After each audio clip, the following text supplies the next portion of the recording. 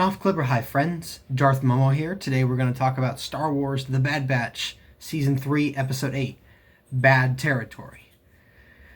This one was okay. Definitely my least favorite of Season 3 so far. This one, so basically the premise is now that the Bad Batch is trying to figure out what's going on with Omega and the M Counts and the Empire and why they're after her this time. They find out that bounty hunters are being hired by the Empire to look for high M count people, I guess. And so they reach out to Fennec Shand to see what she knows so they can gather intel to figure out what to do about Omega. And it's basically a episode of Fennec says, well, I'll give you what you need, but you got to help me with my side mission first. And then it's basically the side mission.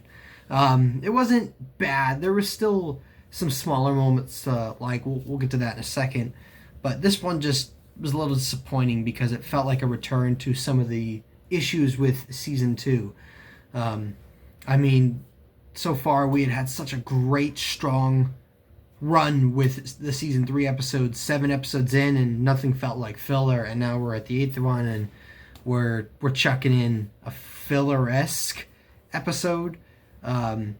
And by that I mean, yeah, you could say it contributes to the plot, but it just feels like something where we're tacking on 5 minutes of important stuff onto a 22-minute episode, and we're saying there, see, the episode's not filler. Okay, maybe 5 minutes of that wasn't, but 17 minutes were. But there was still some stuff to like. Everything going on with Omega has to stay behind, and she stays behind with Crosshair. And Hunter tries to have Omega help Crosshair with his tremors in his hand to have AZ look at him. And she tries to... AZ says that there's nothing that can be physically healed about it, so Omega tries to teach him some meditation techniques to try to heal his mind and his spirit, because AZ suggests it could be in his head with all the trauma he experienced at Tantus. That stuff I really liked. I love what's going on with Crosshair in this season. And Crosshair and Omega too. I really like their bond, and that's being highlighted. As for the Fennec stuff, it was okay. But I did enjoy... I mean, I guess I enjoyed the episode overall, but it wasn't, like I said, it wasn't my favorite.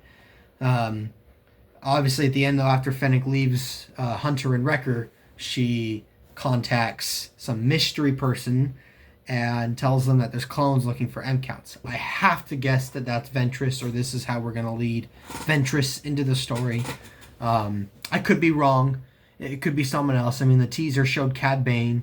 It could be a Kaminoan. Well, I guess that wouldn't make sense because the Kaminoans are at Tantus. I'm 95% sure it's Ventress. It has to be, right? As for what that means, who knows? We'll see. If I had to guess, next week is a single episode. The week after is 2 episodes. So my guess is we're going to either get teased at the end of next week's episode and it'll follow through on the double drop day, or we're not going to have anything come up in next week and it'll be focused on solely in those 2 episodes that air back to back. But I could be wrong, because the next episode is titled The Harbinger, the bringer of news. So, who knows? Ventress could be the one bringing the news of what's going on with the M count. We'll see. But otherwise, I don't have too much to say on this one.